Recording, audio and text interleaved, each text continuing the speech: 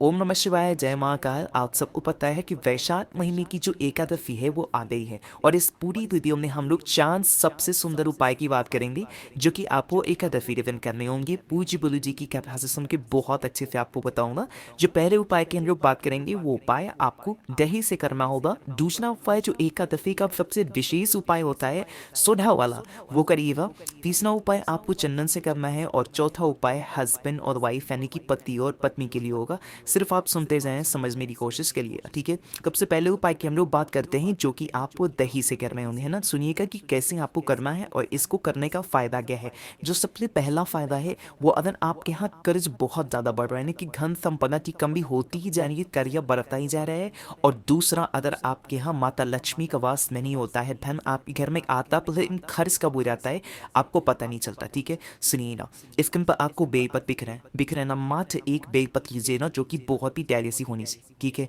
एक बेलपत ले लिया, साथ ही साथ आपको जरूरत होगी यहाँ पर बेखुद बिखरा हुआ दही, है ना। इसी तरीके से बड़ी मार्केट में आपको बहुत आसानी से मिल जाएगा 10 रुपए में दही, ठीक है। दही ले लेना और इन दोनों चीजों के साथ आपको लेना होगा एक तांबे का लोटा। इस तांबे के लोटे में आपको अपने घर से जल को भर करके ले जाना है, ठीक। इन तीनों चीजों को लेना और पहुंच जाना महादेव के शिवलिंग के पास। सुबह जाना चाहो सुबह जाओ, शाम को जाना चाहो शाम को जाओ। जो नियम बताने जा रहा हूँ सबसे पहले उस नियम को सुनिएगा। आपका फेस किधर होना चाहिए? उत्तर दिशा की तरफ, नॉर्थ डायरेक्शन। जो आपके पास में दही है, जो क्रम बता रहा हूँ, क्रम पहले समझिए ना।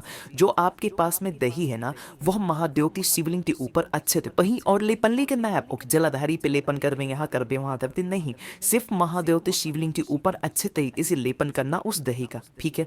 दही का लेपन कर दिया।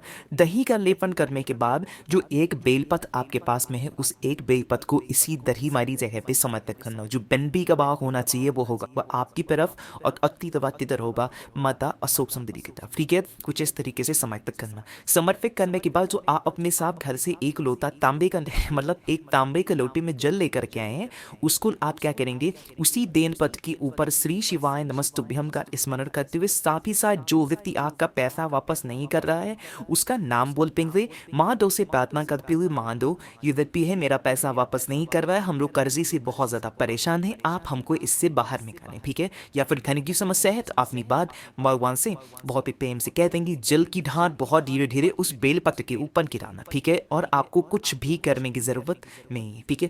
तो पहले उपाय की बात आपकी समझ में आ रही है। आगे बढ़े हम लोग अपने दूसरे उपाय की तरफ, जो कि आपको एकादशी का सबसे सुंदर उपाय होता है ये स्वधा वाला, है ना। आपको क्या करना होगा, शाम के टाइम पे प्रदोष काल में। कब करना है इस उपाय को? शाम के टाइम पे प्रदोष काल में एक लोटा जल लेना और इस तांबे के लोटे में आपको अपने घर से जल भरना, ठीक है। इस तांबे के लोटे को लेके पहुंच जाना महादेव के शिवलिंग के पास, ठीक है। पहुंच गए, पहुंचने के बाद आपको दो काम करने हैं। जो पहला काम आपको करना है, जो आपको जो भी पूजन अर्चना महादेव को जो भी चढ़ाना वगैरह है, जो जैसी भी पूजन अर्चना आपको करनी है कर लेना। जो दूसरा काम आपको करना होगा, जो आप एक लोटा जल अपने घर से लेके आए हैं, उस एक लोटे जल को सबसे अंत में, पूजन खत्म होने के बाद सबसे अंत में श्री शिवाय नमस्तुभ्यम का स्मरण करते हुए समर्पित करना, ठीक है। समर्पित कर दिया। जब वो जल आपकी समर्पित हो जाए उसके बाद महादेव के शिवलिंग को आपको अपने हाथों से, दाहिने हाथों से पोंछ देना, ठीक है।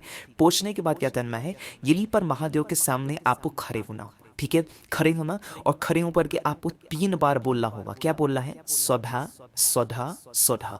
एकादशी के दिन शाम के टाइम पे या फिर सुबह के टाइम पे जो भी व्यक्ति जल चढ़ाने के बाद महादेव के सामने हाथ जोड़ता है, ये 3 शब्द बोलता है, स्वधा स्वधा स्वधा, महादेव उसकी सारी इच्छाएं, सारी मनोकामनाएं पूरी जरूर करते हैं, ठीक है। बहुत ही आसान सा ही काम है। सिर्फ और सिर्फ इस स्वधा का उपाय एकादशी के दिन किया जाता है और किसी भी दिन नहीं करते, ठीक है। तो इस काम को जरूर करिएगा। जो भी आपकी मनोकामना होगी, जो भी कष्ट होगी आपके जीवन के, खत्म, मतलब मनोकामना आपकी पूरी होगी, सारे कष्ट खत्म होंगे, ठीक है। दो उपाय आपको समझ में आ गए। आगे बढ़ें, तीसरे उपाय की बात करते हैं जो कि आपको चंदन से करना होगा, है ना। कौक भैया कौन सा चंदन चाहिए होगा, अभी आपको पूरी बात बताऊंगा, लेकिन अब आप वीडियो को कर दीजिए लाइक। आवाज जो भी लोग पहली बार सुन रहे हैं चैनल को सब्सक्राइब करिएगा, ठीक है। देखो स्क्रीन पर आपको दिख रहा होगा तांबे का लोटा, दिख रहा है ना। इस तांबे के लोटे में आपको भरना होगा जल, ठीक है। अपने घर में जो नल हो, टोटी हो, वहां से जल भरना। और इस उपाय को सिर्फ तांबे के लोटे के साथ ही करना है, आपको पहले बता दूं, ठीक है। ये काम कर लिया, आप आपके घर में या फिर आपके पास में कहीं पर भी लाल चंदन होगा, है ना, वो एक चुटकी लाल चंदन जो पाउडर के फॉर्म में आती है उसको लेना और उसी जल में डाल देना, ठीक है। पहला काम तो ये करना होगा, लाल चंदन डालना है, पीला चंदन नहीं, लाल चंदन डालना है। साथ ही साथ आपको ज़रूरत होगी चावल के दानों की, जिसको हम लोग अक्षत बोलते हैं, जो कहीं से टूटा हुआ ना हो, ठीक है। कितने दाने? मात्र 2 दाने, गिन करके 2 दाने चावल के लेंगे। अब जो नियम बताने जा रहा हूँ उस नियम को फॉलो करिएगा, ठीक है। क्या करेंगे, सुबह के टाइम पे, शाम के टाइम पे काम नहीं करना है। सबसे सुंदर बात है इस वीडियो की कि इस काम को आप अपने घर पर भी कर सकते हो, चाहे तो मंदिर में करें या फिर अपने घर पर भी कर सकते हैं, ठीक। जो एक लोटा है, जो मतलब एक लोटा जो जल है जिसमें आपने लाल चंदन डाला है, 2 चावल के दाने, उस जल का जो आधा उस कलश का जो आधा जल होगा वह आपको बेल पत्र के पेड़ के नीचे डालना होगा, श्री शिवाय नमस्तुभ्यम का स्मरण करते हुए। पूरा जल आपको नहीं समर्पित करना है, उस कलश का आधा जल आपको बेल पेड़ के नीचे, सबसे पहले बेल पेड़ के नीचे आधा जल समर्पित करना, ठीक है। पहला काम हुआ। जो बाकी का बचा हुआ जल है वह महादेव के शिवलिंग के ऊपर आपको समर्पित करना होगा, श्री शिवाय नमस्तुभ्यम का स्मरण करते हुए। जब आप महादेव के शिवलिंग के ऊपर उस जल को समर्पित कर रहे हो तो जल की धार धीरे धीरे गिराएंगे। धीरे धीरे क्यों गिराना है बताता हूँ। देखो, जब आप जल की धार बिल्कुल धीरे धीरे गिराएंगे महादेव के शिवलिंग के ऊपर, तो जो चावल का दाना होगा ना, वो आपके कलश में, आपके लोटे में ही रह जाएगा, ठीक है, रह जाएगा ना। उस कलश में आप अपनी उंगली डालना और जो चावल का दाना होगा उस चावल के दाने को निकालना, और एक एक करके 2 चावल के दाने हैं आपके पास ना, तो पहला चावल का दाना आपको एक मनोकामना बोल करके चढ़ानी होगी और दूसरा चावल का दाना आपको दूसरी मनोकामना बोल करके समर्पित करनी होगी। ये पहला ऐसा उपाय है जिसमें आप एक ही साथ 2 मनोकामना महादेव से मांग सकते हैं, 2 चावल के दाने को उस कलश में से निकाल करके चढ़ा करके, ठीक है। बहुत ही सुंदर सा उपाय है, बहुत ही प्यारा सा उपाय है। और सबसे अच्छी बात तो है इस वीडियो की कि आप इस उपाय को अपने घर पर भी कर सकते हैं, आप क्या है, जो भी महादेव का शिवलिंग हो, ठीक है। तो इस उपाय को जरूर करिएगा, ठीक।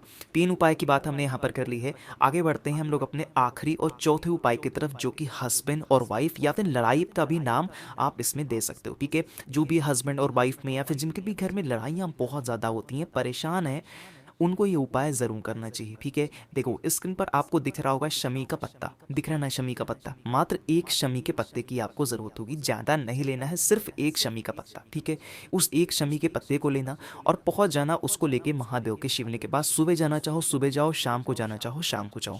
थोड़ा सा नियम समझेंगे उसके बाद आपको समझ में सारी चीज़ें आएंगी, ठीक। देखो ये जो पूरा महादेव का शिवलिंग आपको दिख रहा है, ये जो भाग आपको दिख रहा है, ये होती है जलाधारी, ठीक है। जल, जब हम जल को चढ़ाते हैं, जल इसी जलाधारी से नीचे गिरता है, ठीक है, गिरता है ना।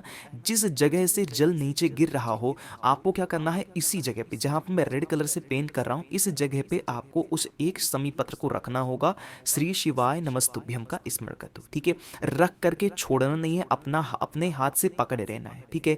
बस पकड़े रखना, श्री शिवाय नमस्तुभ्यम का स्मरण करना। उसके बाद इस जगह से उठाना, उठाने के बाद उसी समी के पत्र को महादेव के शिवलिंग के ठीक ऊपर हाटकेश्वर महादेव, कौन से महादेव, हाटकेश्वर महादेव या फिर श्री शिवाय नमस्तुभ्यम का स्मरण करते हुए महादेव के शिवलिंग के ठीक ऊपर उस 1 समी पत्र को रख देना, ठीक है।